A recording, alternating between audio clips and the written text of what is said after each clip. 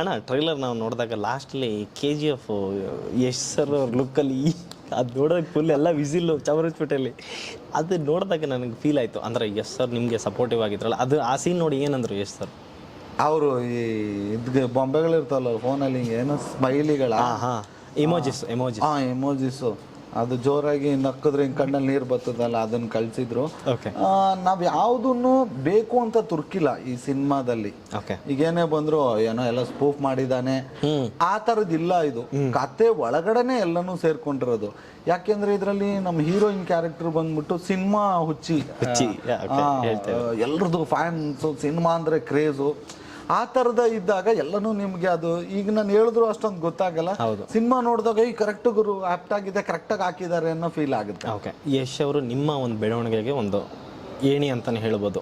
ಈಗ ಅವ್ರು ಬೆಳೆದಿರೋ ರೀತಿ ನೋಡಿದ್ರೆ ತುಂಬ ದೊಡ್ಡದು. ಅವ್ರ ಬಗ್ಗೆ ಏನು ಹೇಳ್ತೀರಾ? ಖಂಡಿತವಾಗ್ಲೂ ಈಗ ನೋಡಿ ಸರ್, ಯಾರದ್ದೇ ಆದರೂ ಅಷ್ಟೇ ಒಬ್ಬ ಮನುಷ್ಯ ಛಲ ಪಟ್ಟು ಅದಕ್ಕೆ ಏನು ಎಫರ್ಟ್ ಹಾಕಬೇಕು ಅದು ಹಾಕಿದ್ರೆ ಖಂಡಿತವಾಗ್ಲೂ ಭಗವಂತನ ಆಶೀರ್ವಾದನೂ ಅದಕ್ಕೆ ಸಿಗುತ್ತೆ, ಜನರ ಪ್ರೀತಿನೂ ಸಿಗುತ್ತೆ.